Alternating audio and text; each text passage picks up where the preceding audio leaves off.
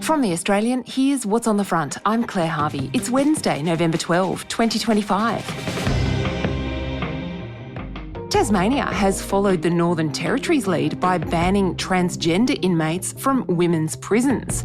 The state's Deputy Premier and Corrections Minister, Guy Barnett, says the safety of female prisoners is his absolute priority.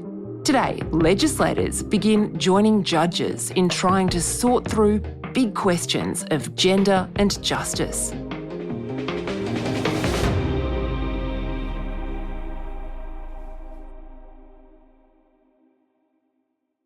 A note before we begin. This episode mentions sexual assault and child exploitation. You can call 1-800-RESPECT anytime if you need support.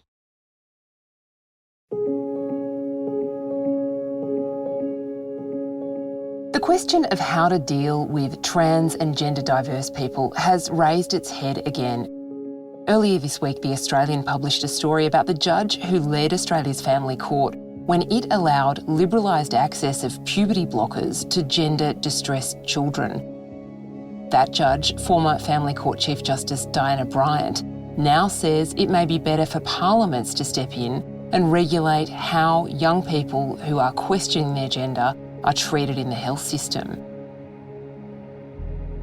Joining me is The Australian's New South Wales editor, Stephen Rice, who's been looking at this issue from the point of view of the legislators who are trying to deal with questions of how the law applies to trans people.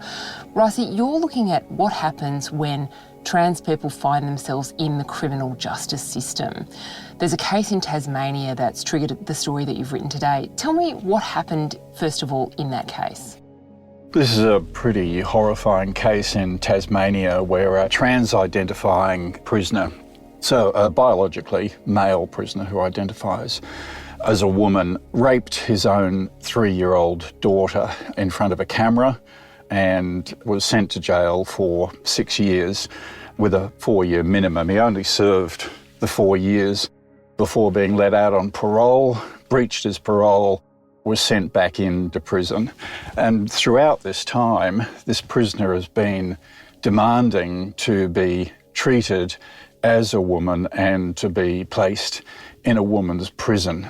Now, the Tasmanian government has just made a ruling that the Corrections Minister, the Deputy Premier in Tasmania, Guy Barnett, told me that henceforth no trans women, in other words, no biological men, would be allowed into women's prisons in Tasmania.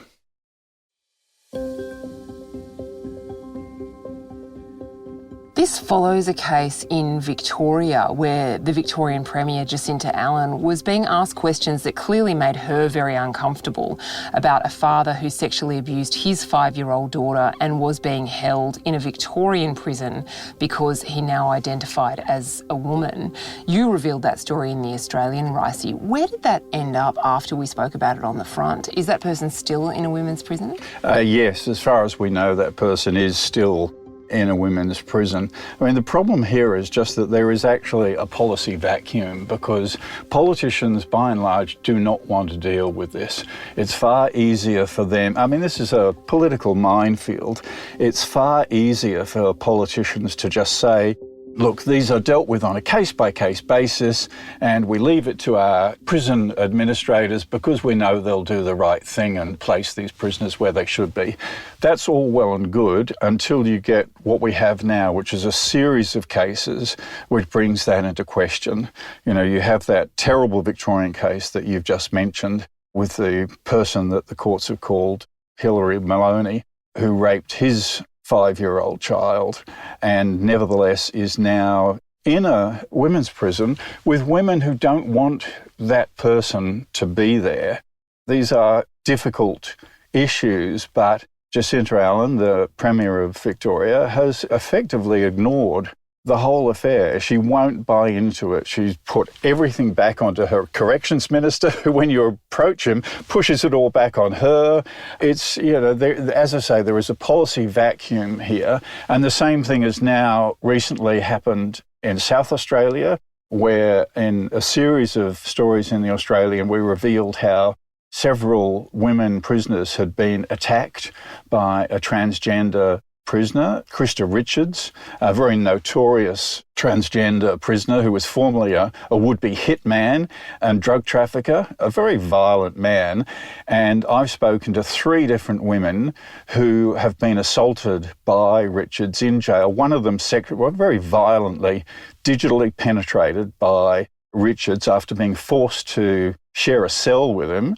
After complaining about it, she was left in that cell with this person for 4 days. And these are issues that have to be dealt with.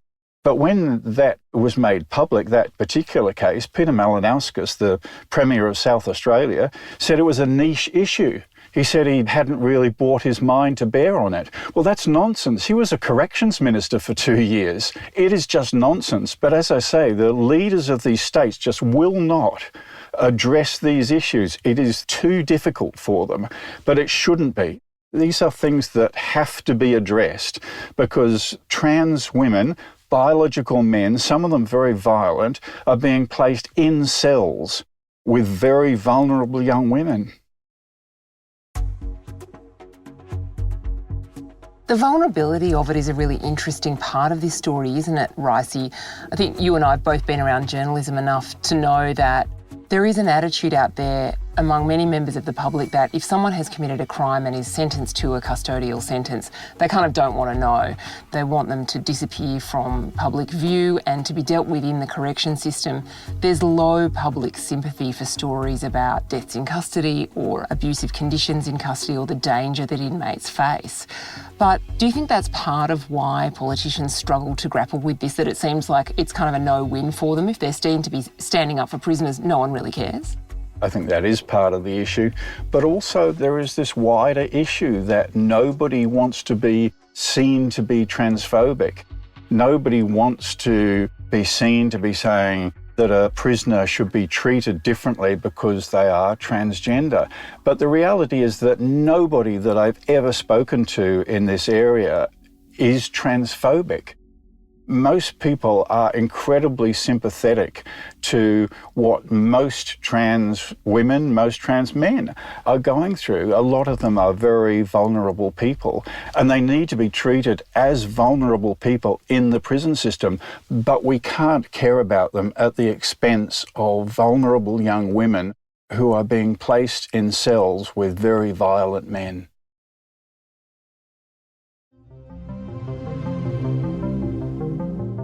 Coming up, is the tide turning?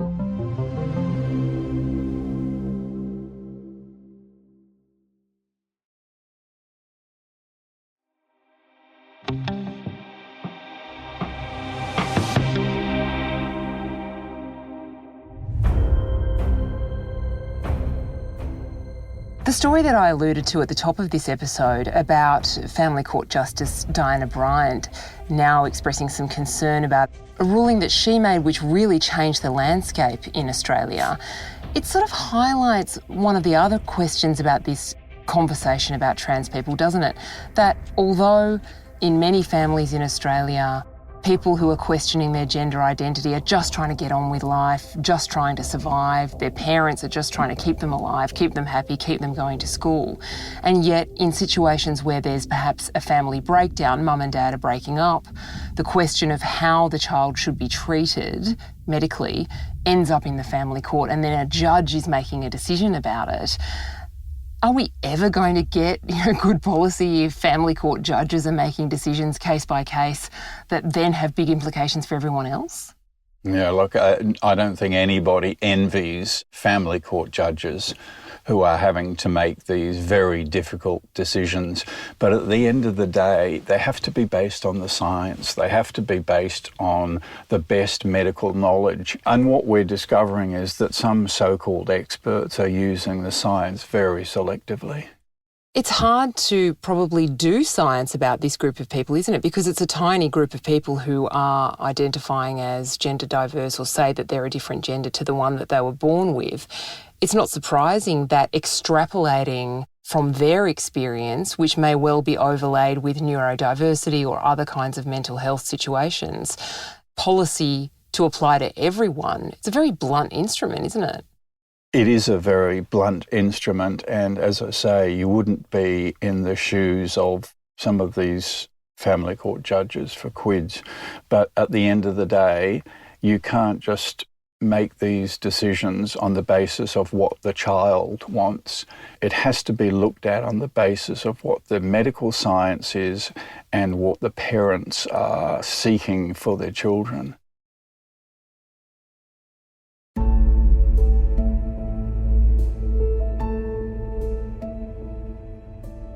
Do you feel as though the tide is turning now, Ricey? We've now had the Northern Territory and Tasmania say that men will not be allowed in women's prisons, for example. We've had a family court former Chief Justice saying her decision, she now perhaps wouldn't make that decision again. Do you think things are changing?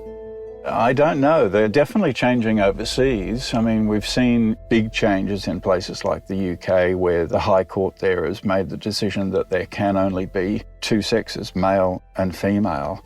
But in Australia, I think we're really grappling with a lot of fear among well-meaning people who are afraid that they are going to be called transphobic if they deal honestly with these issues. If they deal with them in even the most basic common sense way, they're going to be branded as unsympathetic, cruel, haters of trans people. That's clearly not the case, but there is a lot of fear out there. And it's interesting that transgender women are now set to be banned from all Olympic events from next year by the IOC. So sport's been another battleground where it's taken a long time for authorities to actually get to this point, but perhaps the tide is turning. Stephen Rice is the Australian's New South Wales editor. You can read all Stephen's reporting on this issue, plus our coverage of the IOC decision and the family court right now at theaustralian.com.au.